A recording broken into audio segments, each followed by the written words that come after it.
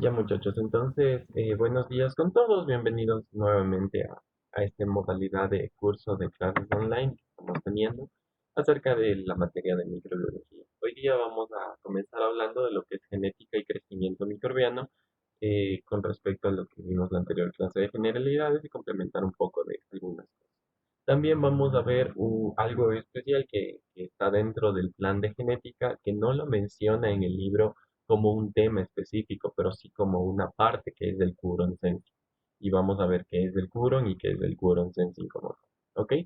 Entonces, haciendo una recapitulación un poco de lo que vimos la anterior clase, si quisiera que participen y que vean con respecto a cosas que, que, que vimos antes.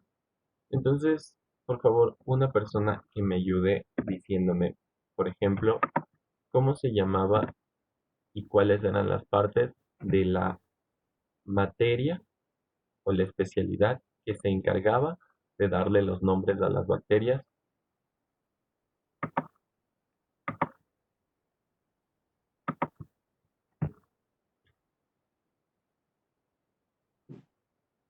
Muy bien, taxonomía. ¿Y qué partes tenía? ¿Cuáles eran las partes de la taxonomía y qué les dije que era muy importante acerca del nombre de la bacteria que nosotros teníamos que recordar?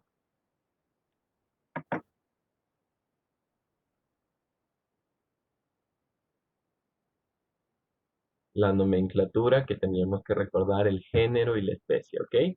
Recuerden que este género y la especie tenía que ser el nombre o el sistema binomial, el cual tenía que ser un nombre, un apellido, por así decirlo, que tenía un sistema especial de escritura, el cual tenía que ser primero en cursiva, o si no, tenía que tener una subrayación, tenía que estar subrayado el nombre de la bacteria para que esté bien escrito. ¿Ok? Eso es importante. Aparte tenemos que escribir bien el nombre. Si tiene una C, si tiene una doble R, si tiene una Y en vez de I, entonces hay que escribir bien el nombre de la bacteria. ¿Ok? Entonces es importante recordar. Ahora, continuando, vamos a ver acerca del crecimiento y lo que es el cultivo principalmente de microorganismos. Dentro de lo que es esto, el crecimiento y cultivo de microorganismos, es importante saber que el crecimiento o la replicación de microorganismos se define como la réplica o una, por así, división de la misma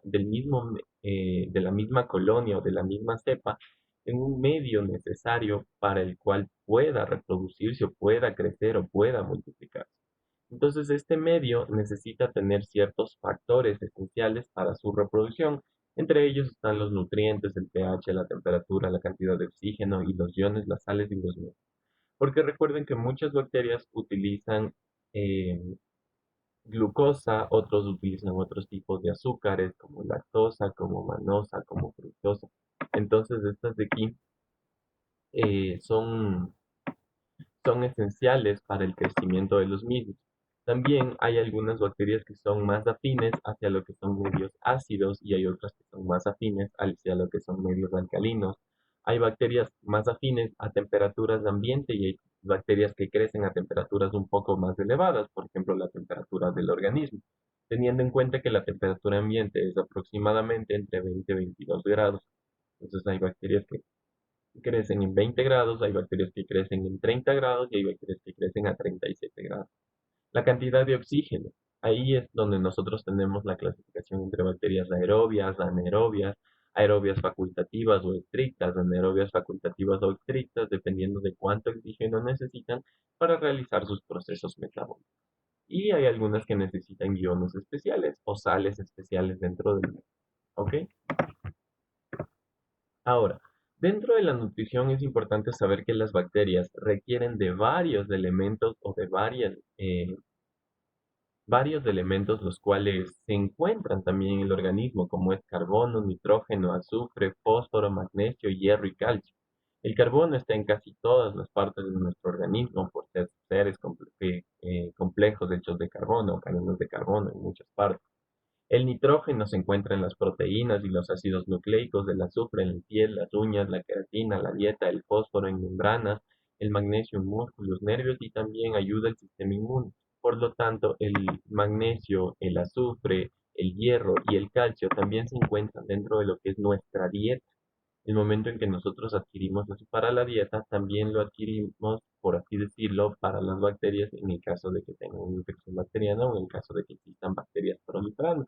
Entonces, por eso es que las bacterias dentro de nosotros se encuentran en un medio inocuo para vivir, un medio bueno para poder multiplicarse y poder replicarse.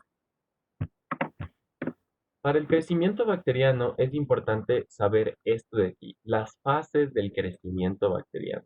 Nosotros tenemos principalmente que entender que existen 4 fases de crecimiento bacteriano y son muy importantes con respecto a la tasa de crecimiento para la supervivencia de los microorganismos y para que estos de aquí puedan mantenerse o estar en un sitio.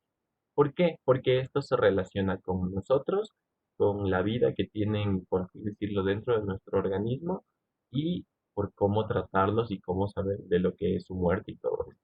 Entonces, nosotros dentro de estas 4 fases vamos a entender que la primera fase es llamada fase de latencia. En esta fase de latencia, las bacterias se mantienen en un estado, por así decirlo, inactivo hasta encontrar los medios o las características necesarias para poder multiplicarse, para poder replicarse y entrar en una fase de crecimiento continuo. Entonces, la segunda fase es la fase de crecimiento exponencial. En esta fase, como nosotros vemos, las bacterias van a comenzar a crecer continuamente y las colonias van a multiplicarse. Esta es la primera fase, esta es la fase número 2. Entonces aquí va a haber un crecimiento continuo y alto de las bacterias, las cuales van a ir exponencialmente dependiendo del número o de la cantidad de nutrientes que tenga. Aproximadamente entre 2 días y medio va a durar esta fase donde uno va a, o mejor dicho, donde las bacterias van a tener la posibilidad de multiplicarse rápidamente y crecer exponencialmente a la cantidad de nutrientes. Llegado a un punto máximo donde la colonia bacteriana ya es lo suficientemente grande y donde ya los nutrientes, por así decirlo, ya no existen como para seguirse multiplicando, sino como para mantenerse, entramos en la tercera fase, llamada fase estacionaria. La fase estacionaria significa que hace como que un stop el crecimiento bacteriano y vuelve a una pseudolatencia, por así decirlo, a una meseta de crecimiento, donde las colonias bacterianas se mantienen con los elementos que ya tienen o con los nutrientes que ya tienen para vivir, por así decirlo, el resto de los días que podrían vivir. Y finalmente la fase de declinación o muerte. Entonces, esta fase de declinación o muerte existe una disminución de colonias bacterianas y esto, a nivel, por así decirlo, del ser humano, ocurre por 2 razones principales. Que la primera sería uso de antibióticos, los cuales son utilizados para destruir a las colonias bacterianas y matarlas completamente. O la otra fase o la otra razón es por una disminución de lo que son nutrientes. Cuando disminuyen los nutrientes y la bacteria no puede seguirse nutriendo para seguirse multiplicando y ya se queda sin estos nutrientes esenciales para su crecimiento, para mantener a la colonia, comienza a morir. Entonces, es importante también tener esto en cuenta, que la definición de muerte bacteriana como tal eh, no, no define específicamente o aparte de la definición de nosotros tenemos de la destrucción total de la colonia, también podemos definir o tener una muerte bacteriana cuando una pequeña colonia que sobrevive de la gran colonia ya no tiene la capacidad de reproducirse o de multiplicarse o de entrar en fase 2 en fase de crecimiento. Entonces, eso también es importante saber. Por ejemplo, hay muchos elementos que matan, como vemos, el 99.9% de las bacterias y que eliminan este 99.99%. Y ese 0,1% sobreviviente muchas veces pierde esta capacidad de poderse multiplicar, de poderse crecer, de poder multiplicar y crecer y hacer más grande la colonia. Eso también se define como una muerte bacteriana. ¿Ok? Entonces, ¿por qué es importante que nosotros tengamos en cuenta estas 4 fases y este cuadro que les estoy mencionando aquí? Porque dentro de todo esto, cuando nosotros veamos ya el contexto de la aplicación clínica, vamos a ver con respecto a lo que es la medicina, los tratamientos, vamos a entender que aquí existen dos tipos de fármacos que me van a ayudar con respecto a lo que es el detener la fase de crecimiento exponencial y bloquear el crecimiento bacteriano para evitar la virulencia, la patogenia y todo esto y que se desarrolle. Entonces, dentro de los fármacos que nosotros tenemos, nosotros vamos a tener a los fármacos bacteriostáticos y los bactericidas. Como su nombre lo dice, bacterioestático significa que el elemento o el fármaco va a detener el crecimiento bacteriano y va a ponerle a la bacteria en una fase estacionaria obligada, mientras que el bactericida va a ser uno que va a destruir completamente la bacteria y va a hacer que por daño de la membrana, por daño de la pared, por daño de algún proceso metabólico, la bacteria se autodestruya o llegue a un proceso de destrucción donde literalmente se lisa. Entonces, estos medicamentos bacteriostáticos y bactericidas nos van a servir para evitar esta fase de crecimiento exponencial. Entonces, por ejemplo, una colonia bacteriana que se encontraba en fase de latencia, estaba pequeña, encuentra los medios para seguir creciendo y comienza a crecer exponencialmente y se hace una gran colonia bacteriana.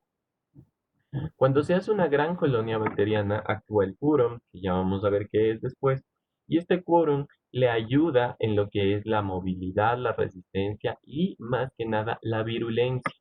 Al aumentar la virulencia de la bacteria, aumenta la inmunogenicidad, que es la capacidad de poder desarrollar o ser reconocido por el sistema inmune y desarrollar la enfermedad también. Entonces, tanto la patogenia como la inmunogenicidad comienzan a afectar en el cuerpo humano y aquí es donde inician los síntomas de una persona cuando se encuentra con una enfermedad bacteriana principalmente. Entonces, esto de aquí comienzan los síntomas y ¿qué hacemos aquí? Damos un fármaco. ¿Por qué? Porque nos sentimos enfermos. Entonces, vamos a dar este fármaco, el cual va a ayudarnos con las bacterias, va a ayudarnos con lo que es la parte de las colonias bacterianas y esto va a hacer que en sí mejoremos en cierta parte. Entonces, digamos, por ejemplo, damos un fármaco bacteriostático o bactericida. Entonces, al dar este fármaco, la bacteria entra obligadamente a una fase estacionaria. ¿Por qué? Porque las colonias comienzan a morir, porque las colonias comienzan a entrar en éxtasis o porque las colonias comienzan a alisarse. Entonces, obligatoriamente comienzan a disminuir la cantidad de la colonia y se hace una un poco más pequeña. ¿Cuál es el problema de esto? Que muchas veces nosotros tomamos el fármaco un día, 2 días, y a la mitad del segundo día ya nos sentimos bien. El alivio sintomático es es bastante. ¿Por qué? Porque al disminuir la cantidad de la colonia, al disminuir esto, el Curon también actúa para lo que es la cantidad de la virulencia y la virulencia disminuye. Eso significa que el periodo sintomático comienza a desaparecer. Por ejemplo, en una faringoamigdalitis, me duele la garganta, estoy ronco, tengo tos, alguna cosa como esa. Entonces tengo esa faringoamigdalitis y ya no aguanto. Comienzo a tomar el antibiótico y dentro del antibiótico que estoy tomando a los 2 días me siento bien y dejo de tomar el antibiótico. Sea bacteriostático o bactericida el antibiótico que yo esté tomando, el momento en que dejo de tomar el antibiótico, ya vamos a ver eso en el capítulo de fármaco, las concentraciones de este antibiótico caen o disminuyen. Al disminuir bastante, las bacterias tienen la capacidad de mutar, las bacterias tienen la capacidad de ver que este antibiótico, cómo hizo, o finalmente, si es un bacteriostático eh, y no actúa, por así decirlo, irreversiblemente, sino que es reversible, puede aprender la bacteria por medio de los plásmidos, por medio del material genético que está cromosómico y crear resistencia bacteriana. Y aquí, una vez hecha la resistencia bacteriana, vuelve a crecer exponencialmente y otra vez tenemos el periodo sintomático y ahora es peor, porque el fármaco que tenemos acá ya no nos sirve. Porque aquí, como ya lo dimos, si volvemos a dar el mismo fármaco, la bacteria puede que ya tenga resistencia hacia ese fármaco. y al tener resistencia el fármaco ya no me sirve y la infección es mucho más grave y hay que usar fármacos mucho más potentes. Entonces, por eso es importante que nosotros sepamos con respecto a todo esto cuáles son estas cuatro fases y cuál es en sí la definición y cómo nosotros podríamos catalogar una muerte bacteriana específica. ¿Ok? Entonces, entendido esto, ¿tienen alguna pregunta o duda sobre esta parte de las cuatro fases y de la importancia de esto? No, listo. Entonces, continuando. Con respecto a lo que es el crecimiento bacteriano, también un medio muy importante para la protección de las bacterias es la creación de los biofilms o biopelículas principalmente. Esto se trata de colonias microbianas o bacterianas que se unen en un sustrato que está lleno de lo que es elementos para su supervivencia y comienzan a crear una matriz extracelular de polímeros, los cuales se encuentran alrededor de ellas y protegen de lo que es la fagocitosis, la detección por medio del sistema inmunológico, la destrucción de las bacterias, el medio hostil o pH demasiado ácidos o pH demasiado alcalinos, o incluso dentro del mismo biofil ellos generan este tipo de pHs o este tipo de ambiente para sentirse cómodos y poder encontrar y poder sobrevivir o mantenerse. Esto tiene cuatro fases principalmente que es la agregación o la unión principalmente al sustrato. De ahí el crecimiento bacteriano con el crecimiento de la matriz extracelular, la maduración de la matriz y de todas las colonias bacterianas y finalmente el desanclaje o la liberación de ciertas bacterias para formar un sistema cíclico y crear otro biofilm en otra parte para poder sobrevivir igual. Entonces, principalmente vamos a entender que los tres pasos para esta creación van a ser adhesión, división bacteriana y producción de matriz extracelular. Esto de aquí va a crear el biofilm o la biopelícula y es muy importante para la patogenia. Por ejemplo, tenemos muchos ejemplos, pero el ejemplo más común que hemos visto es el de las caries dentales o el del sarro dental. Si es que alguna vez nosotros hemos estado, digamos, no nos hemos lavado la boca en bastante tiempo, en una noche o en todo un día. No sé si han sentido que se crea como una capita, como eso que llamamos el sarro, como una capita pasposa en los dientes. Eso de ahí es el biofilm de las bacterias, el cual les protege y les da los nutrientes necesarios dentro de lo que es la parte bacteriana para ellos poder sobrevivir. Este biofilm, como vemos aquí en el ejemplo, crea las condiciones adecuadas para que estas bacterias ácidas se puedan reproducir y estas bacterias ácidas, por medio del mecanismo anaerobio que tienen, comienzan a destruir todo lo que es la dentina o el esmalte de los dientes y causan la enfermedad como tal. Pero también podemos ver esta patología en varias bacterias, porque es un método estándar que tienen todas las bacterias. Podemos verlas en la creación de biofilm en el caso de las prótesis, podemos ver la creación de biofilm en el caso de enfermedades de vasos sanguíneos, en problemas de infecciones por varias bacterias en los huesos, las osteomielitis. Podemos verlos en la creación de los biofilm en el caso de las pseudomembranas que se encuentran a nivel del intestino en algunas colitis. Entonces, es increíble que dentro de todas estas bacterias, todas tienen este mismo mecanismo y sirve para defenderse y para crear un ambiente especial y apto para que ellas puedan sobrevivir. Ahora, por favor, creo que vamos a ver un video pequeño con respecto a lo que es el biofilm para que entender un poquito más. Clean abiotic surfaces immersed in liquid tend to attract and concentrate nutrients, whereas biotic surfaces such as plant or animal tissue can themselves be a source of nutrients for microorganisms. A biofilm is formed when microorganisms attach to and grow on a variety of biotic and abiotic surfaces. The initial attachment is usually reversible and often involves attachment by flagella, imbriae, or other cell surface structures. This is followed by growth of the microorganism and production of an exopolymer, which makes the attachment irreversible. Growth within the biofilm is not uniform. Channels develop which permit incorporation of fresh nutrients and oxygen. Metabolic activities of microorganisms in a biofilm can create changes in the microenvironment. For example, an oxygen gradient can develop that permits anaerobic metabolism near the interior and aerobic metabolism on the exterior. Nutrient and pH gradients are also produced.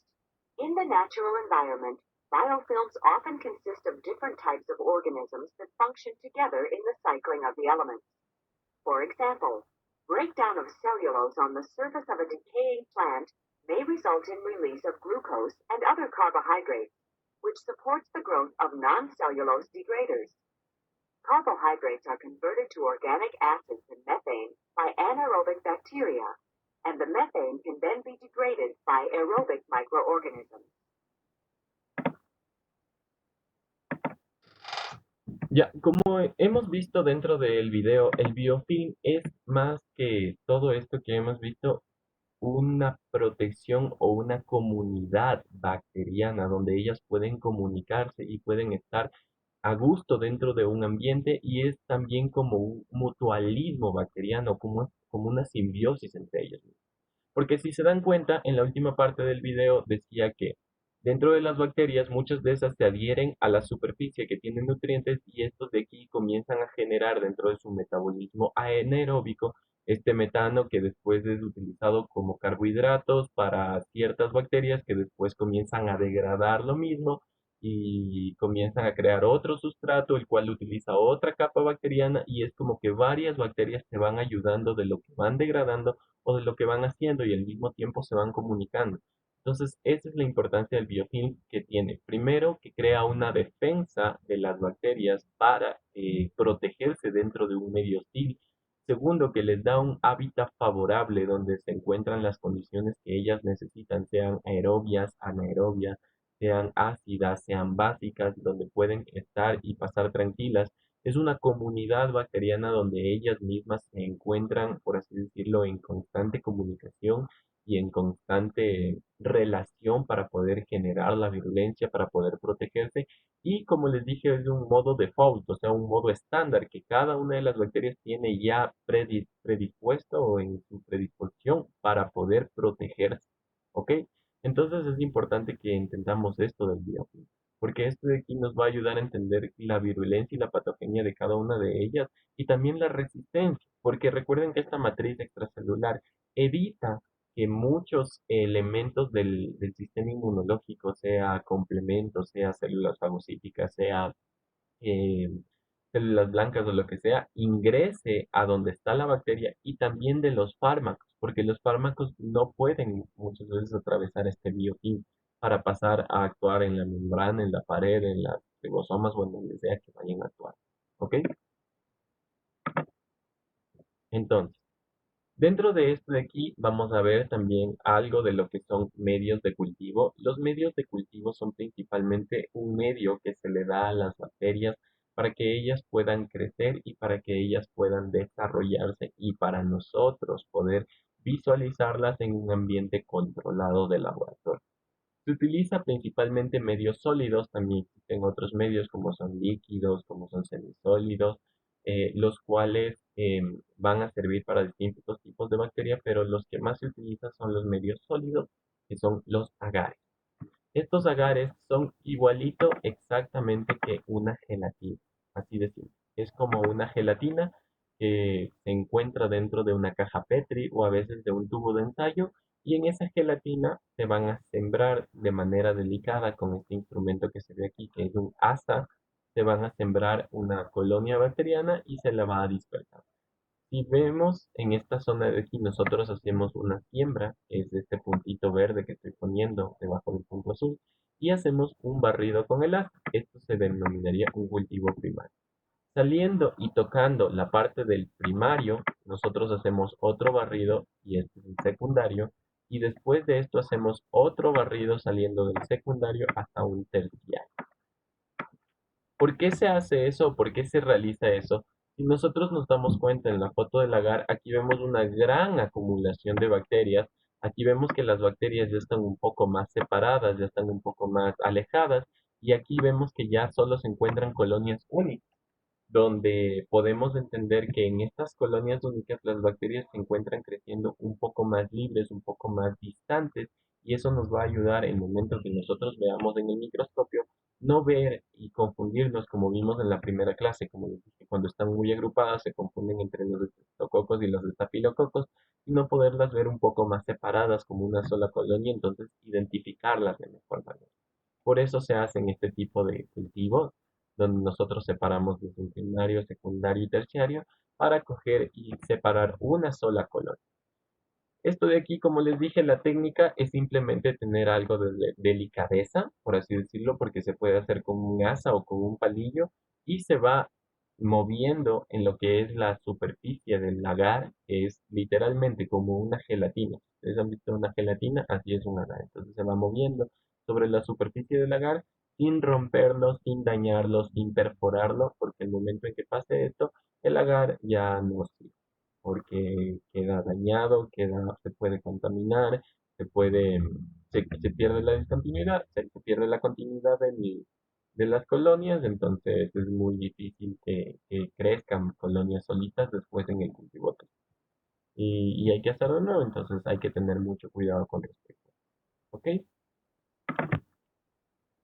Como esto es tema de laboratorio, no se les va a profundizar tanto con respecto a lo que es, pero sí es importante que nosotros tengamos en cuenta y sepamos por lo menos nociones básicas para saber qué agares hay y cuáles son los más importantes.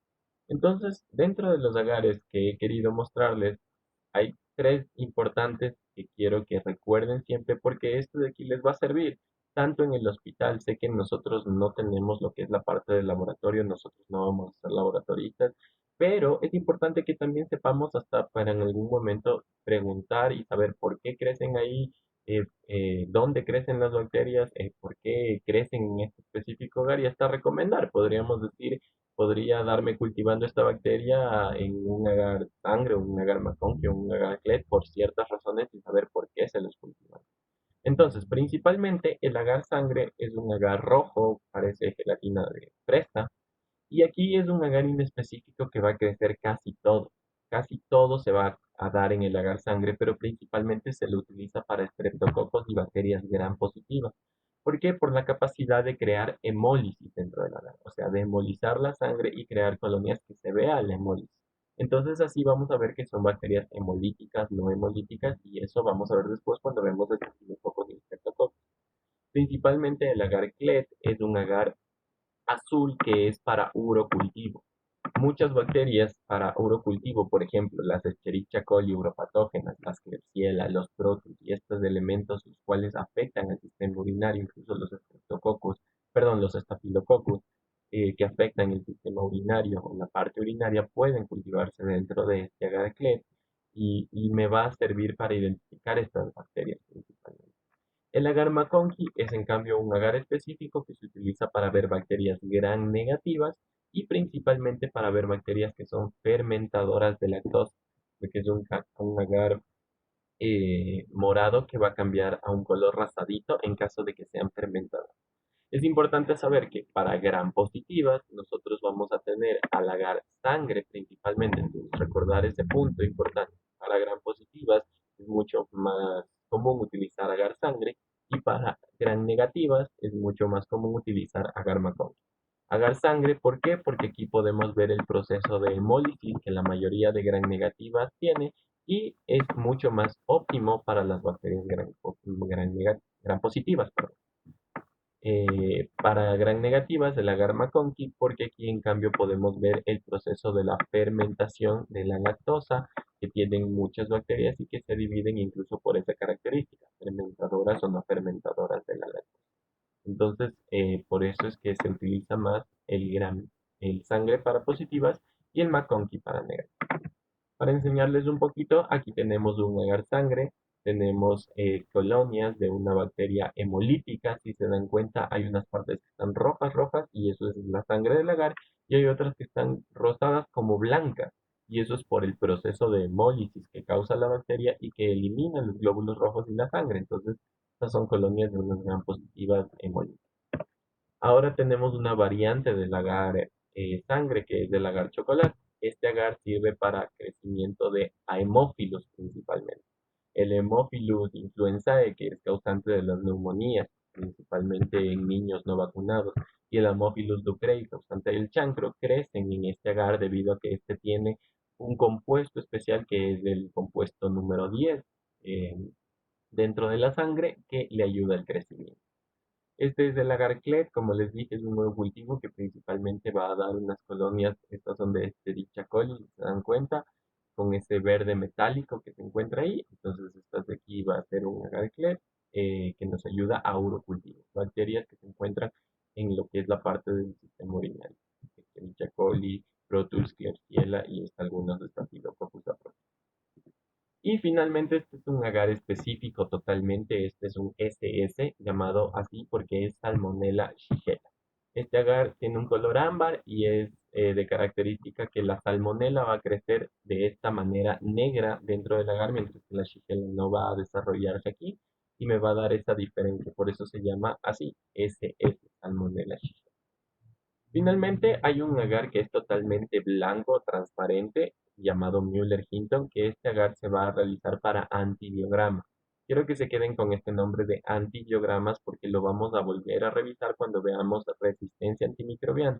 El antibiograma no es nada más que una prueba en un agar específico, el cual, si ustedes ven en este agar, hay un disco en el centro. Este disco es un antibiótico que se pone dentro de la colonia que ha crecido. Si este disco inhibe que la colonia crezca, significa que la colonia es sensible hacia ese antibiótico. Si a pesar de que el disco se encuentra ahí, no se altera la colonia en su crecimiento, significa que la colonia es resistente hacia ese antibiótico o hacia esa concentración.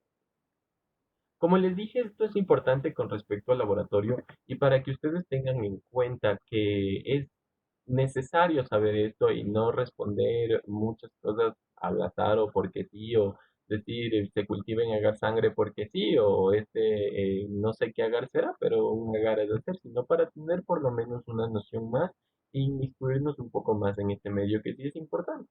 No es muy difícil de entender, ¿no? Y nos da características muy importantes de las bacterias, como por ejemplo ser hemolíticas, no ser hemolíticas, ser fermentadoras de la lactosa, no fermentar la lactosa, producir gas, producir ácido sulfídrico o algunos elementos que podemos ver dentro de los agares, ¿ok? Entonces es importante. ¿Tienen preguntas hasta aquí sobre genética, perdón, sobre crecimiento bacteriano, sobre los agares, sobre el biofilm o algo sobre esto? ¿Tienen dudas o tienen inquietudes hasta esta parte de la presentación?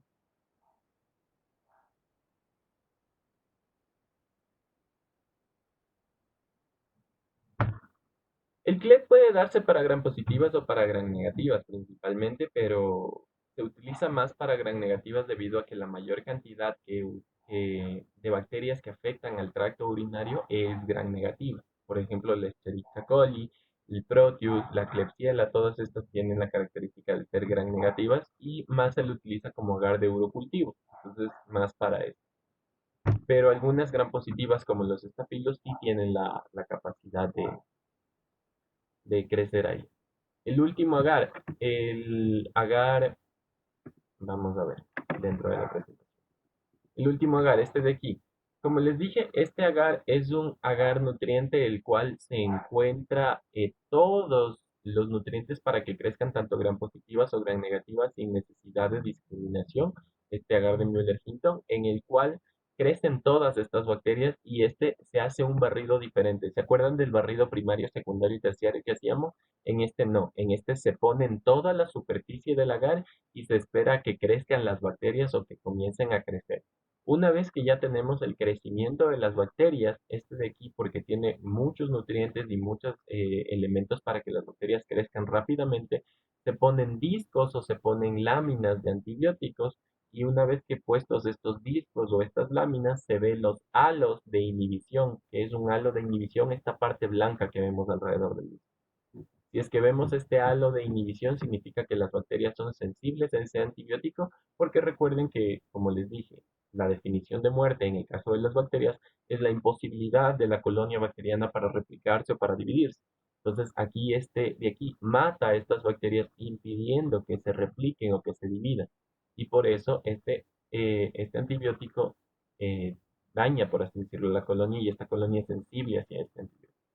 Y en el caso, como les dije, que hubiera una parte que creciera a pesar del antibiótico, significa que eso es resistente. Si nos damos cuenta, es súper interesante en esta zona porque no se ve muy bien la foto, pero nosotros tenemos un halo de inhibición aquí. Así, si se dan cuenta, hay una parte donde no está creciendo la colonia, pero le voy a marcar con otro color. Si nosotros nos damos cuenta, esta parte de aquí sí está creciendo a pesar de tener el antibiótico. Entonces, eso significa que dentro de esta colonia nosotros tenemos cepas o tenemos una cepa de bacterias, las cuales sí son sensibles a este antibiótico y la otra, la cual es resistente hacia este antibiótico porque produce una enzima o algún elemento hidrolítico que daña al antibiótico y no le permite actuar dentro de esta cepa. Si se dan cuenta, es súper interesante porque dentro de este agar incluso podemos ver diferencia de lo que son varias cepas en las que tenemos resistencia o sensibilidad. ¿Ok? ¿Entendido?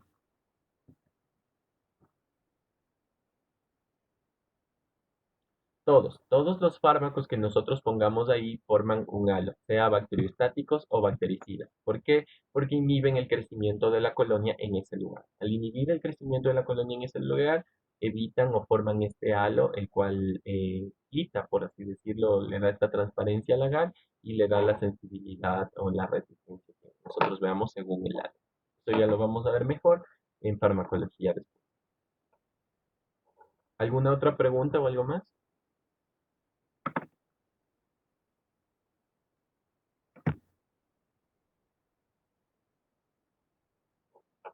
Ya, en caso de que sobrevivan las bacterias en el gel antibacterial, en este caso, por ejemplo, cuando nosotros utilizamos el gel antibacterial, la concentración que tiene el alcohol, principalmente en los geles, es un bacteriostático. Cuando las bacterias mueren o se mantienen con este proceso bacteriostático, entran en una fase de latencia o estacionaria. El gel antibacterial les impide la capacidad de replicarse, pero recuerden que el gel antibacterial es un proceso reversible o crea un proceso reversible dentro de la bacteria. O sea, estaciona la bacteria por un tiempo y después vuelve a tener una capacidad de multiplicarse. Por esa razón es que el gel antibacterial no reemplaza al lavado de manos. Y el gel antibacterial solo puede ser usado 2 o 3 veces después de ver a cada paciente. Bueno, dentro de lo que es el área médica, nosotros vemos a 2 pacientes y con los dos podemos utilizar gel, pero en el tercero ya tenemos que lavarnos las manos. Pero siempre es importante lavarse las manos porque en el caso del jabón lo que hacemos es eliminar las bacterias por arrastre del agua y del jabón dentro de lo que es el lavado de manos. Mientras que el gel antibacterial solo hace que las bacterias se detengan por un momento, pero pueden volver o puede ser cíclico esto del crecimiento exponencial y pueden volver a crecer. Entonces no es 100% seguro. ¿Ok? ¿Algo más? Karen,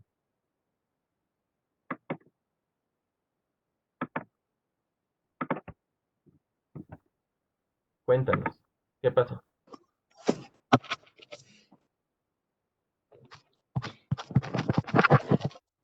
Karen,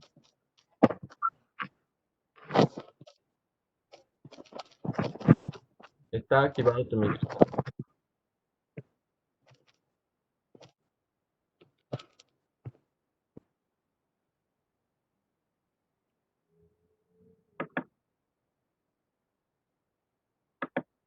Bueno, ¿alguna otra pregunta o algo?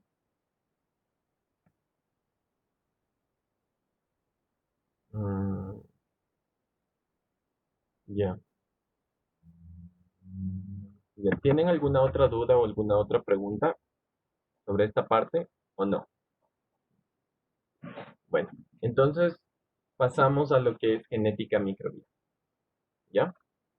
Con respecto a la genética microbiana, nosotros ya vimos algo de genética en la parte anterior y es importante saber y recordar que el material genético existe en dos tipos, el ADN bacteriano como tal o el material cromosómico y el material extracromosómico como son los plásmidos. Dentro del material genético es importante saber que el 98% del material genético de las bacterias es codificable, a diferencia de nuestro ADN. Si nosotros recordamos un poquito de genética, recordamos que tenemos intrones y exones, partes codificables y partes no codificables, de las cuales predominan los exones, si no estoy mal, que son las partes no codificables. En el caso de las bacterias, por ser ADN tan pequeño que se encuentra a nivel de una bacteria, el 98 o la mayoría del mismo es codificable para realizar ciertos elementos esenciales y específicos para el desarrollo y la supervivencia de la bacteria. Mientras que los plásmidos son elementos extra cromosómicos, fuera de la parte cromosómica, que le da elementos como que para resistencia, para virulencia, para patogenicidad, sin cambiar, por así decirlo, la estructura original o neta de la bacteria. Significa que una bacteria puede sobrevivir con plásmidos y puede sobrevivir sin plásmidos, solo que los plásmidos le van a dar una capacidad de supervivencia mucho mayor allá que el ADN, ¿no? Dentro del ADN hay que entender un concepto muy importante que es la isla de patogenicidad de la bacteria. La isla de patogenicidad es un contenido que tiene diferentes cadenas del genoma, por ejemplo, de citosina y de guanina dentro de estas, pero que es importante para patogenia, resistencia, transmisión y virulencia de la bacteria. Entonces, la bacteria dentro de toda su cadena tiene algo llamado una isla de patogenicidad, que es un locus importante donde aquí funciona todo el mecanismo para lo que es patogenia, resistencia, transmisión y virulencia. Por eso, dentro de la biología molecular y la ingeniería genética, esto es muy importante porque imagínense ya después no tratar cosas inespecíficas como por ejemplo los mismos fármacos que actúan en las zonas ribosomales de las bacterias o en todo esto que causan varios efectos adversos en nosotros, sino tratar genética y molecularmente esto.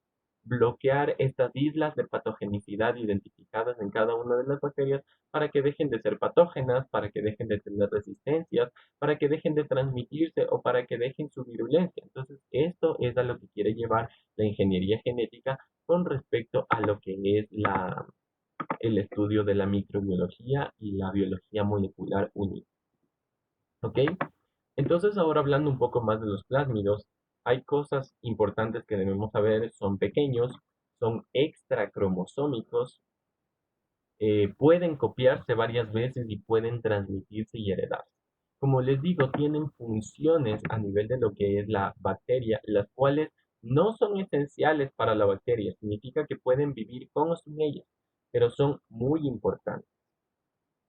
Ya, las islas no serían parecidas a los plásmidos porque las islas de patogenicidad se encuentran dentro de lo que es la cadena del ADN de la propia bacteria, mientras que los plásmidos se encuentran fuera de la cadena de ADN de la que es la bacteria.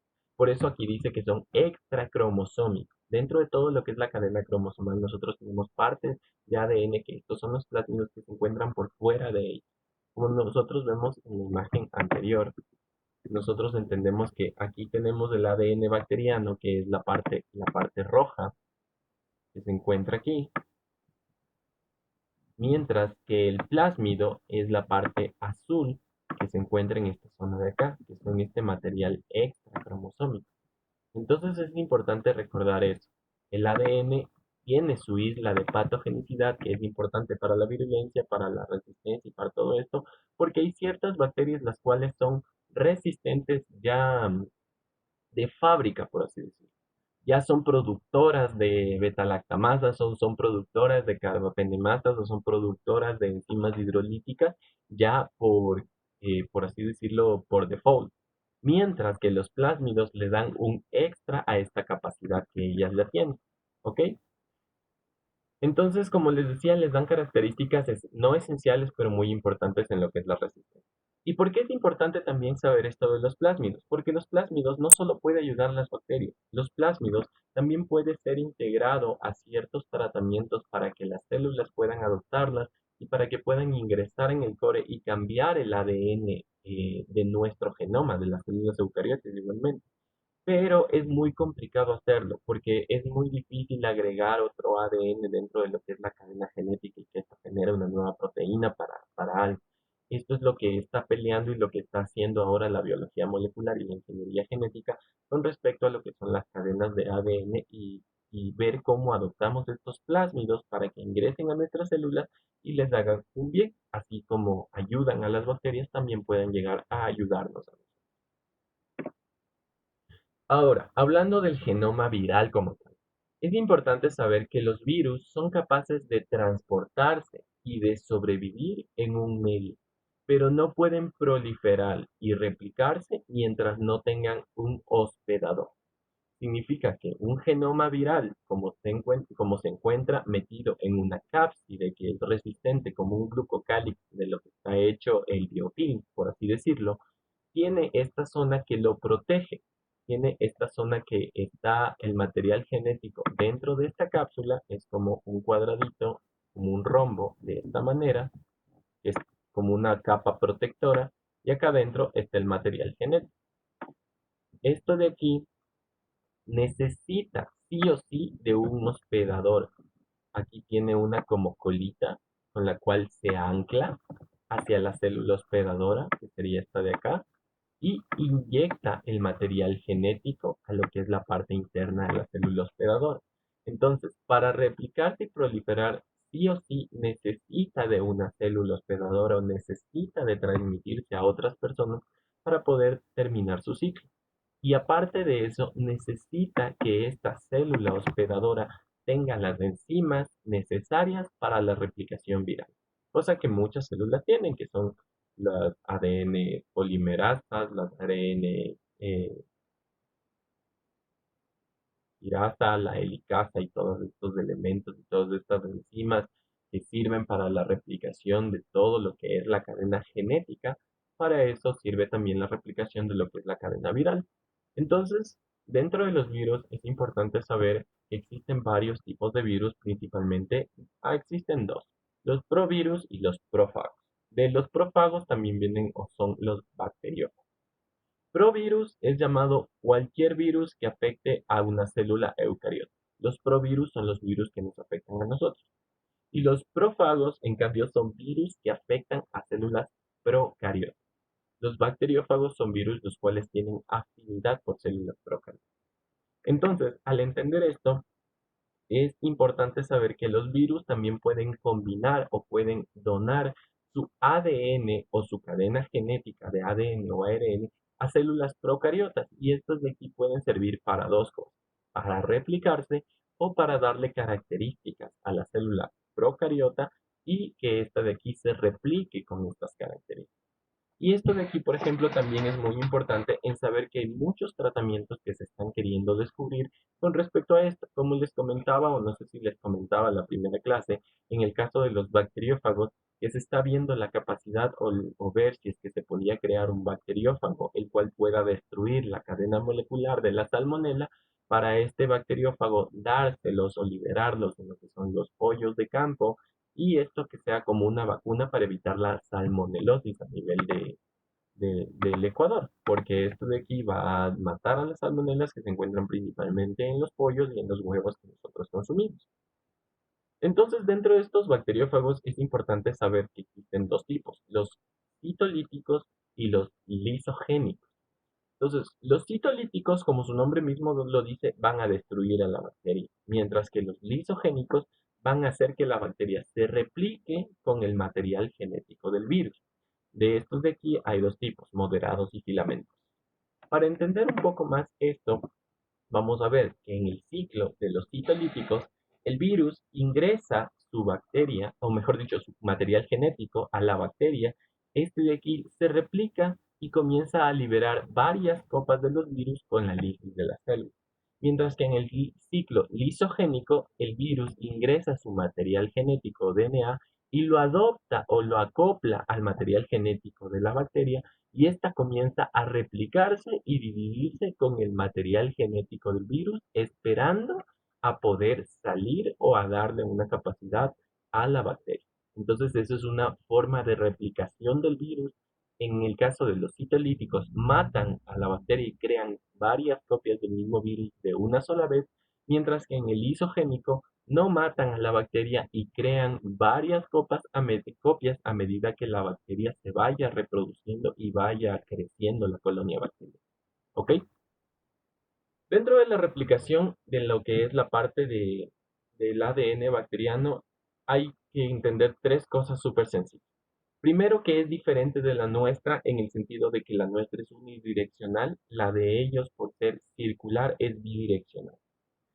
Segundo, que la nuestra es conservadora porque nuestra cadena crea una copia exactamente idéntica a la cadena hija, mientras que la de las bacterias es semiconservadora. Eso significa que crea la copia, puede ser idéntica a la cadena madre, perdón, la cadena hija es idéntica a la cadena madre, pero se añaden otras proteínas y se añaden otros elementos que ya estaban ahí o que pueden ser añadidos después a medida que se va replicando la cadena.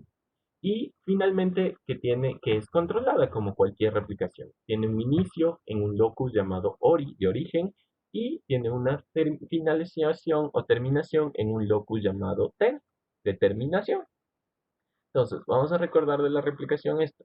Es bidireccional, semiconservadora, no es totalmente conservadora y es controlada, con un inicio de origen y un final de terminación. ¿Ya? Ahora, esto de aquí es muy importante y en esto de aquí sí vamos a centrarnos bastante en lo que son los mecanismos de transferencia genética.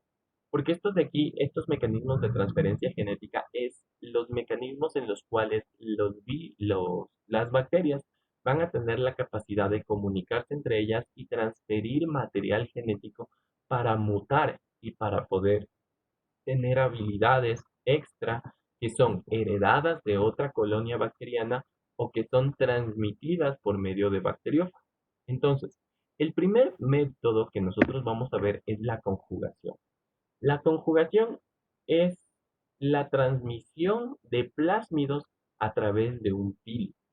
Entonces, esto de aquí, lo que va a hacer las bacterias, no sé si recuerdan la primera clase cuando nosotros hablamos de flagelo, pili y fimbria, el pili o pelo sexual que nosotros teníamos en las bacterias unía a dos bacterias y principalmente lo que hacía era transmitir los plásmidos. Es como el sexo entre las bacterias, se podría decir. ¿Ya?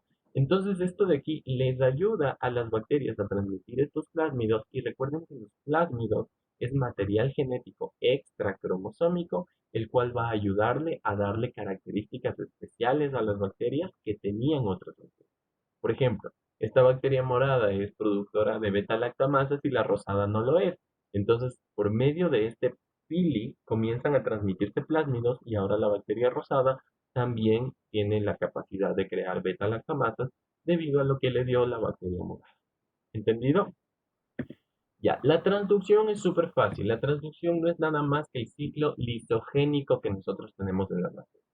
Los bacteriófagos que viven dentro de las bacterias, por así decirlo, porque recuerden que el DNA del bacteriófago se queda dentro de la bacteria, sale, crea una copia viral y se transmite esta parte de DNA a otra bacteria. Entonces, este donador, por así decirle, le dona esta parte de DNA por medio de un bacteriófago que es como transportador de este material genético.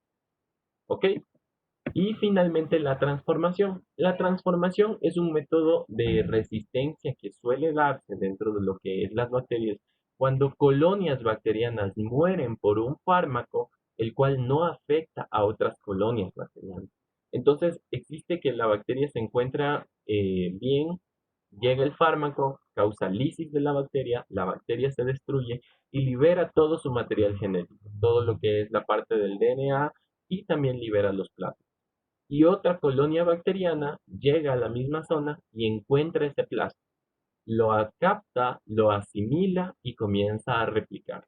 Y así es como se da la transformación. Adquiere el DNA libre que se encuentra en cualquier parte del organismo y lo capta como suyo después de una lisis bacteriana. Esto pasa, como les digo, en los tratamientos. Una colonia es destruida y la otra no, y la otra se vuelve resistente debido a esta colonia que fue destruida y liberó plásmidos con genes que creó para resistencia de este fármaco específico. Ok, entonces, recordando estas tres cosas: conjugación, transmisión de plásmidos por pili; transducción, transmisión por bacteriófagos; y transformación, captación de DNA directamente del medio. Por favor, esto de aquí sí es muy importante que recuerden y no se olviden. Esto es algo que les sirve bastante para lo que es la microbiología y también para la biología molecular y todo lo que es la genética. ¿Tienen alguna pregunta de esto? No.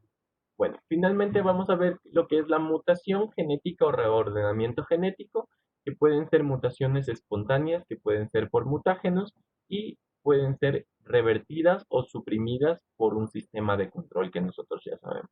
Entonces, todo esto es exactamente igual que nosotros tenemos a nivel de lo que es las mutaciones en el caso de embriología. Tenemos las varias enzimas como la RNA polimerasa que van a sintetizar a toques del mRNA, y la reversión o la supresión que existen por medio de estos de aquí evitan que se sintetice el cierto mRNA de la proteína, y esto produce, por así decirlo, o evita las mutaciones, o a veces hay sustratos o elementos como la luz ultravioleta, los ácidos, la genética, el desplazamiento de ciertos codones o el desplazamiento de ciertas secciones o sustituciones de pares de base que dan mutaciones espontáneas, o pueden ser mutaciones producidas por elementos dañinos. Esto puede ayudarle muchas veces a la bacteria, porque la mutación de una bacteria significa que adquirió la posibilidad de resistir muchas veces a cierto tipo de elementos, o muchas veces las bacterias mutan para resistir este tipo de elementos. Ok, entendido hasta ahí genética bacteriana, vamos a hablar en algo muy cortito, algo que es el Curon Sense. Como les dije, este tema de aquí lo menciona su libro como el Curon, pero no lo menciona como un capítulo o como una sección específica, sino, por ejemplo, dentro de lo que es el capítulo de crecimiento y de genética bacteriana, dice que las porciones de virulencia y los elementos que se encuentran dentro de este son aumentados gracias al Curon. Pero, ¿qué es el Curon? Entonces aquí vamos a ver un poco qué es el Curon y el nombre completo, que es el Curon Sensing, que es la comunicación bacteriana. ¿Ok? ¿Qué es en sí el Curon Sensing? En sí es lo que regula y controla todo lo que es la parte de la bacteria como tal, porque regula la expresión génica y la traducción de cada una de estas proteínas para poder sobrevivir. También comunica a una colonia bacteriana entre ellas, gram positivas y gram negativas, ayuda a que se autoestimulen y ayuda a que se comuniquen entre la colonia para saber qué está pasando dentro de la colonia, para tener movilidad, para crear una matriz, para crear virulencia, para crear elementos, ¿ok? Y también es específico para ciertos géneros y para ciertas especies de bacterias. Dentro de las gram positivas y las gram negativas, el proceso es el mismo. Son moléculas que crean o genera la bacteria para estimular a las otras bacterias y autoestimularse ella misma, y comenzar dentro de un operón a generar lo que es un proceso, sea de virulencia, sea de resistencia, sea de conjugación, sea de movilidad, sea de creación de biofilm o sea de la esporulación. ¿Ok? Solo que dentro de las gram positivas utilizan como molécula señal oligopéptidos, mientras que las gram negativas utilizan como señal lactones acetilados de homociderina. Principalmente van a regular las actividades fisiológicas de la bacteria y les van a comunicar a otras lo que está pasando en ella. Entonces, la señal del Coulomb es importante saber que primero debe alcanzar un nivel crítico para ser útil o para ser específico. Esto de aquí se alcanza gracias a una producción constante del mismo, y el cual tiene un feedback, una retroalimentación. Una vez que este nivel crítico se alcanza y el feedback comienza a actuar, se inicia todo este proceso en un operón, que es un locus específico dentro de la cadena genética para generar los factores de virulencia, los factores. Dentro de las gram negativas, nosotros tenemos dos moléculas, la LUC-I y la LUC-R. Se le llamó de esa manera porque estas de aquí fueron encontradas en una bacteria llamada Vibrio fischeri, la cual se dieron cuenta que no necesitaba de nada externamente para producir una enzima llamada luciferasa y generar luz. Entonces, si no necesitaba nada, querían saber qué hacía que esta bacteria produjera luz sin necesidad de un estímulo externo. Se dieron cuenta que este estímulo era esto del curo, que eran moléculas, que eran las HLA o los lactones acetilados de homosiderina, que producía la misma bacteria por medio de las luz y los receptaba por las luz R, transformando y uniéndose a esta y alterando la replicación genética en el operón para producir lo que es luz y al mismo tiempo producir más moléculas HLA que sigan estimulando a la bacteria y a las otras colonias bacterianas. Entonces, lo mismo se dio en las gram positivas, solo que en las gram positivas se vio que era ahora por oligopéptidos. Entonces, estos oligopéptidos, igualmente como nosotros vemos aquí, tienen un sistema de salida, como es este de aquí, que es llamado AGR. Entonces, los oligopéptidos que son responsables del curón de la gram positiva son los AGR principalmente, que son AGR desde la A hasta la D. Entonces, estos oligopéptidos van a salir por medio de estos sistemas AGR y el mismo sistema AGR va a receptar a los oligopéptidos que fueron enviados por fuera de la misma y no es solo en esta bacteria, sino en varias bacterias, o sea, en toda la colonia bacteriana. Va a ser el mismo proceso. Van a llegar, van a unirse, como estos van a unir a una cadena fosfato.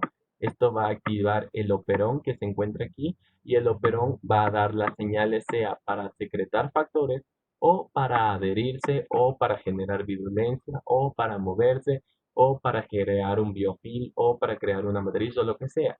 Y al mismo tiempo también va a generar más moléculas de AGR que van a salir y van a formarse para seguir estimulando la otra.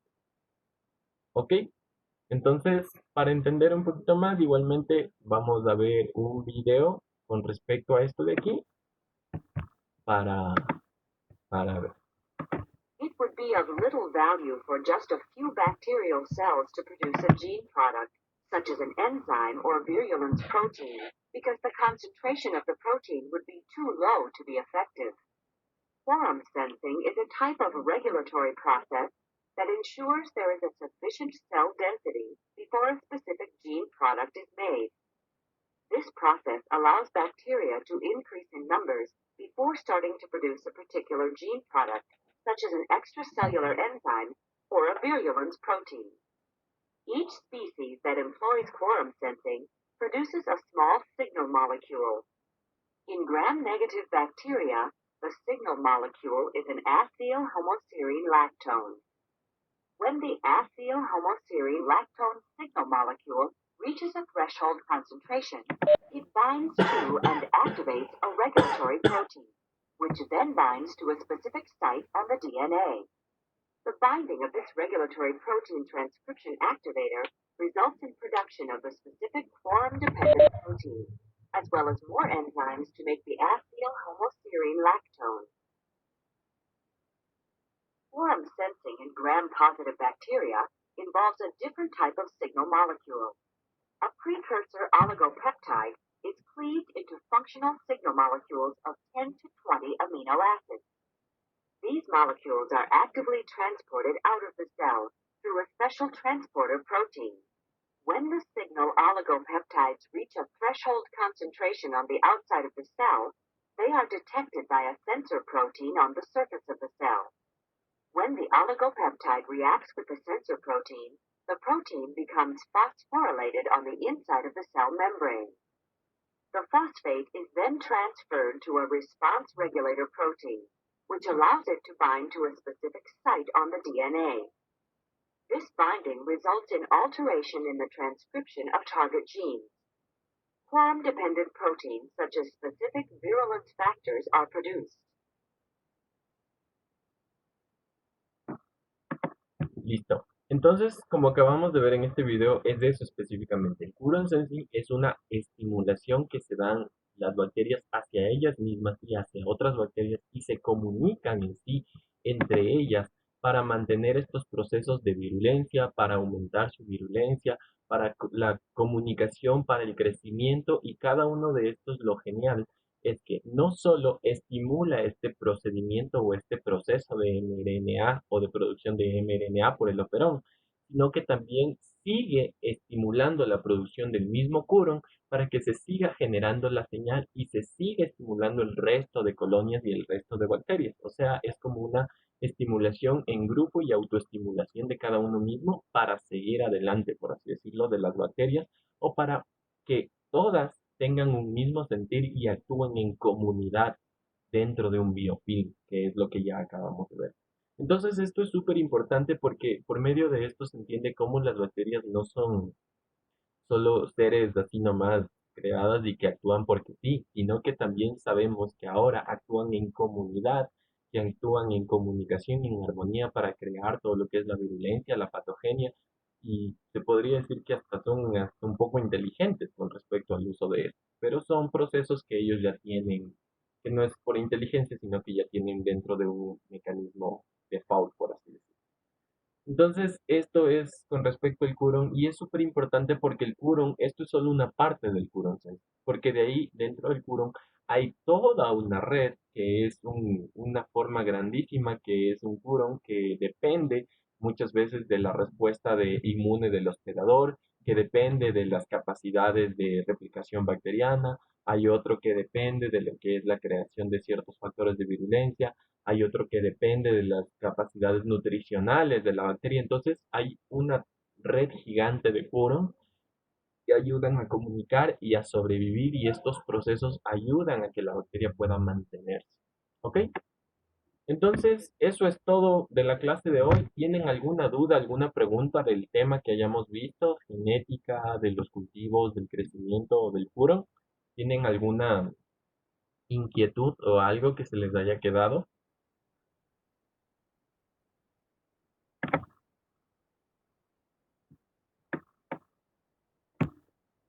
¿Nada?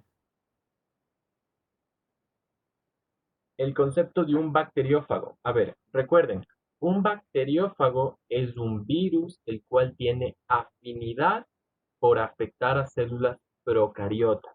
Eso es un bacteriófago. Es un virus que está, como cualquier virus, con cápsula, con partes, con elementos que tiene todo virus, con material genético, que tiene mayor afinidad por células procariotas. Significa que va a afectar a estas células procariotas. ¿Ok? Siguiente pregunta. ¿El Curón Sensing tiene que ver con las fases de crecimiento de las bacterias? Sí, obviamente. El Curón Sensing se encuentra dentro de todas las fases, se encuentra dentro de la formación del biofilm, se tiene que ver con el crecimiento bacteriano, porque como ustedes vieron, el Curón Sensing son pequeñas moléculas que comienzan a enviarse fuera de la bacteria para estimular y para que las bacterias trabajen en comunidad. Entonces, cuando una bacteria ve y comienzan a ver que hay los medios para crecer, para comenzar a reproducirse, activan la señal del Curon, y al activar la señal del Curon comienzan a estimular, con esto sean gram positivas o gram negativas por los oligopéptidos o por los HLA, comienzan a generarse, y esto estimula a las otras bacterias para que sigan creciendo y se generen factores de virulencia. Ya. Después de la fase exponencial, este Curon disminuye. Ya. Después del crecimiento de la fase exponencial, se podría decir que, o sea, el Curon no disminuye, sino que el Curon es como una comunicación interbacteriana, es como una comunicación entre las colonias. Y es específico de saber que el Curon no solo es para crecimiento y división, sino el Curon tiene también que ver con estimulación de generar otras cosas. Por ejemplo, el Curon puede servir para generar una matriz de polisacáridos o de exopolímeros en el caso de la creación de biofilm. El Curon tiene la capacidad de poder generar enzimas de adhesión, o que decirles a las bacterias que generen enzimas de adhesión para adherirse a una capa. Tiene la capacidad de generar, o mejor dicho, de hacer que las bacterias generen enzimas hidrolíticas para defenderse de un antibiótico. Entonces, el Current Sensing no es específico del crecimiento. El Current Sensing es un proceso que es una gran red de comunicación que se encuentra dentro de ellas como un medio default que sirve para comunicarse. Y esto de aquí sirve para muchas otras funciones más allá del crecimiento. A ver, la otra. Eh, los mecanismos de transferencia, ya les voy a explicar nuevamente. El quórum de las gran positivas y de las gran negativas puede ser y viceversa. Ya, no, esto es específico de cada grupo bacteriano. Las gram positivas tienen el quórum causado por oligopéptidos y las gram negativas tienen el quórum causado por los HLA. Entonces, no es, dentro de los artículos que leí, no leí con respecto a que decía que el quórum era intercambiable o era captado tanto por las gram negativas como por las gram positivas, sino que estas de aquí tenían dentro de su colonia una comunicación de la colonia solo entre gram positivas y solo entre gram negativas. O sea, las gram positivas captaban los oligopéptidos de otras gram positivas y las gram negativas captaban los HLA de otras gram negativas. Pero eso decía en el principio de la diapositiva cuando decía era específico para cada género y especie, en el sentido de que es específico para géneros de gram positivas y es específico para géneros de gram negativas, pero aún así se pueden comunicar gram positivas y gram negativas. ¿Ok? Ya, diferencias entre los bacteriófagos y los prófagos. Eh, No, nada, es lo mismo que un virión y un provirus. Un virión es un virus el cual tiene la capacidad de infectar y enfermar una célula eucariota. Y un provirus es un virus el cual ha infectado y se ha unido al material de una célula eucariota. Lo mismo es un bacteriófago y un prófago. Un bacteriófago es un virus el cual tiene la afinidad o la capacidad de infectar una célula procariota. Y el prófago es un virus que ha afectado o que ha infectado una célula procariota. Es aquella que ya se unió, ya depositó su material genético, ya hizo su proceso lisogénico o citolítico. ¿Ya?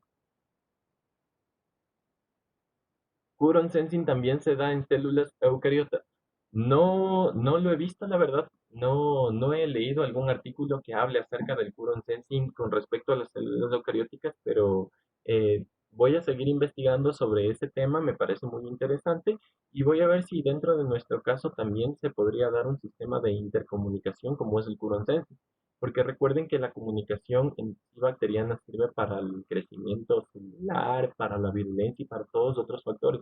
Yo no sé específicamente si nuestras células tengan eso, porque recuerden que nuestras células tienen varios receptores, los cuales ya actúan con ciertas proteínas, y por eso tenemos proteínas receptoras, los cuales nos ayudan a las funciones celulares, mitosis, meiosis y todo esto, y cada célula tiene su comunicación específica por los receptores, pero no sé si el Curón sensing exista en perdón, en las células eucariotas. Entonces ya lo voy a investigar. Ya, listo. Vamos a volver a la parte de la transmisión genética y a la parte de citolítico y lisogénico para las personas que me pidieron. Vamos a abrir esto. Voy a ponerlo de esta manera.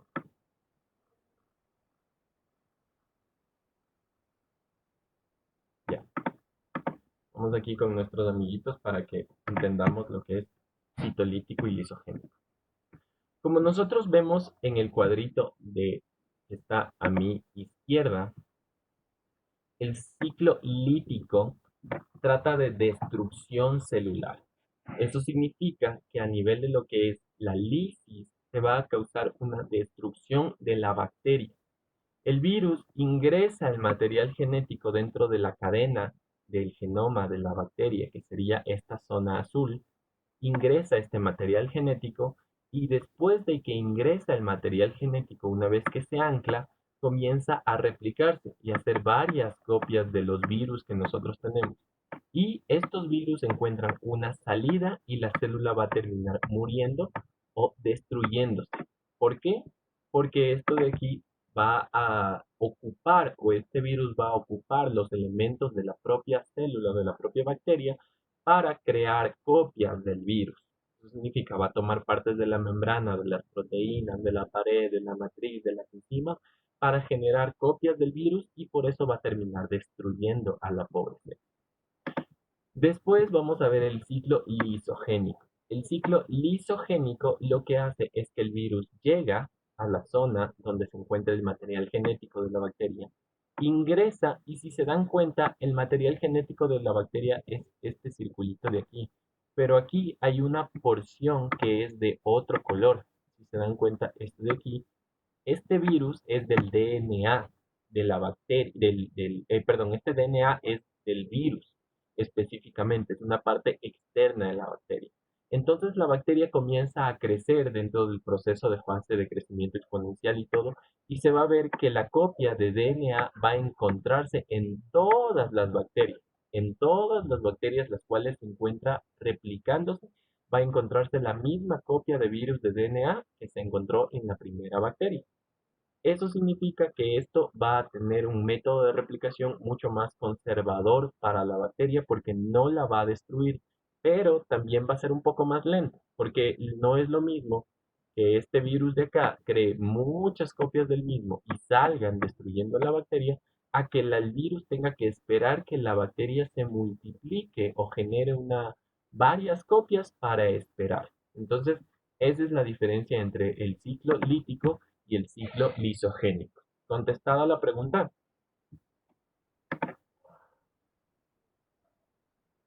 No, el ciclo lisogénico también se puede dar con respecto a los virus de RNA, pero no es muy común porque para darse en virus de RNA tiene que adoptar o tiene que retrotranscribirse. Y esto es característica solo de los lentivirus y muchos virus que tienen la transcriptasa inversa, más allá del VIH. Entonces, por ejemplo, un ejemplo que tenemos dentro del ciclo lisogénico filamentoso está el virus del VIH y dentro de otros lentivirus. Depende de algo que ocurra un ciclo o el otro, sí, del virus en sí, depende del virus y de la configuración que tenga el virus. El virus ya tiene un mecanismo específico para crear sus copias y para replicarse. Por ejemplo, muchos virus, rinovirus que nosotros tenemos a nivel de lo que son las gripes, los mismos coronavirus, los virus que afectan el sistema respiratorio, estos tienen un ciclo lítico el cual llegan, se replican, se multiplican, destruyen las células y son detectados y destruidos antes de que sigan replicando. En cambio, otros virus, como por ejemplo los virus de VIH, que son los lentivirus o los retrovirus, estos incorporan a ciertos tipos de DNA en la célula y comienzan a replicarse ahí. O también, por ejemplo, los virus, los de papnavirus, los poxvirus, los lentivirus, como ya les he dicho. Entonces, depende de la característica en sí del virus o de la especificación del virus que tenga para el mismo.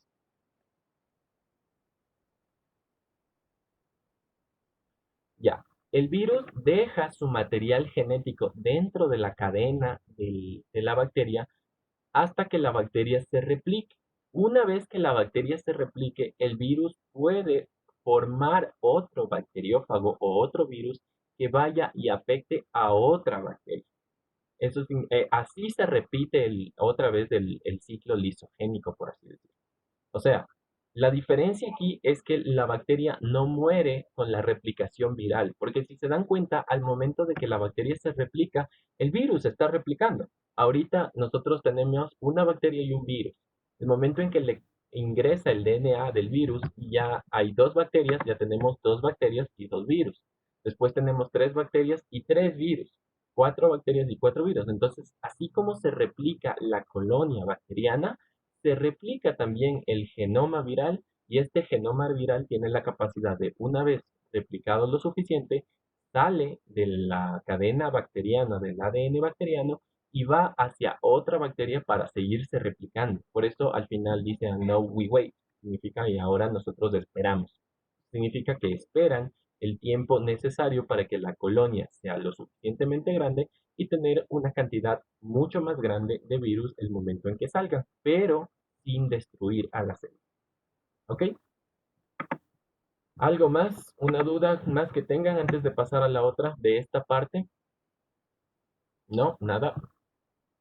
Ya. Ahora vamos a la otra duda que tenía tu compañero acerca de lo que eran los medios de transmisión. Aquí está. Los medios de transmisión. Ok. Nosotros vamos a ver tres mecanismos de transmisión de los genes, principalmente conjugación por medio del pili sexual, y se donan lo que va a ser los plásmidos, el material extracromosómico. Como les dije, esta conjugación es muy importante para transmitir resistencia, para transmitir elementos no esenciales, como ya les había dicho que son los plásmidos, hacia otras bacterias y aumentar su supervivencia. Por ejemplo, esto también tiene que ver con el curo, porque una vez que una bacteria tiene una capacidad de resistir cierto fármaco, por medio del curo puede decirle a las otras bacterias que se conjuguen o estimular a la conjugación bacteriana entre ellas para transmitir este plásmido para que toda la cepa sea resistente hacia ese tipo de fármaco. Entonces, la conjugación es el contacto por medio del pili que va a transmitir plasma.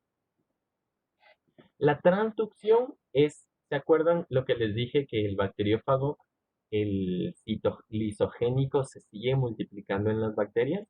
Entonces, estas bacterias tienen el ADN viral que se encuentra dentro de su cadena y este ADN puede volverse un nuevo bacteriófago y darle a otro tipo de células la cadena del bacteriófago que tenían o puede ayudarle también por medio de este mensajero que sería el bacteriófago otro tipo de señal. Entonces, es que una bacteria le dona a otra bacteria o ocupa como donador un bacteriófago que ingresa su ADN viral hacia la cadena procariota. Entonces, transducción, donador por medio de bacteriófago. Y finalmente, la transformación, como les dije, es un proceso que ocurre principalmente cuando una colonia bacteriana muere por acción de un fármaco o por acción de algún elemento. Esta colonia muere y libera todo lo que es sus plásmidos, libera su material genético, libera todos sus elementos, sus ribosomas y se quedan libres flotando en un medio acuoso, que sería, por así decirlo, un medio externo. Entonces llega otra bacteria o otra cepa, otra colonia bacteriana y encuentra estos plásmidos, este ADN y lo asimila y lo transforma para que sea de él. O sea, no necesita de la conjugación, no necesita del pilo sexual, no necesita de un bacteriófago, sino que lo fagocita, por así decirlo, el plásmido y lo asimila para adquirir la capacidad que mató, o mejor dicho, para adquirir la capacidad de resistir lo que mató a la otra colonia. Porque muchas colonias crean plásmidos para resistencia antes de ser afectados y morir por ciertos fármacos. Y así es también como existe muchas veces la resistencia. Ahora, algo que me olvidaba, puede ser natural o forzada, dice al final de la transformación. Natural significa el ejemplo que les estoy dando. Una colonia muere, libera sus plásmidos, su material genético, y otra colonia viene y recibe, o mejor dicho, capta esos plásmidos y los vuelve suyos. Forzado. Esto es lo que hace la ingeniería génica. La ingeniería génica, digamos, necesita lo que les expliqué de la insulina, necesita que esta bacteria produzca insulina. Entonces, saca la parte genética que codifica insulina de la célula pancreática, entonces por medio de un proceso de PCR y todo, identifican esta parte, lo sacan, lo estabilizan, lo copian muchas veces y ponen a la bacteria dentro de este medio donde pueda asimilar o donde se le obligue o se le fuerce a asimilar esto de aquí. Una vez que se le obliga a asimilar este elemento genético, se lo crea como un plásmido, lo acepta y comienza a generar insulina como enzima. Y tenemos insulina humana. ¿Entendido la pregunta? ¿Contestada la inquietud que tenía? Ya, listo.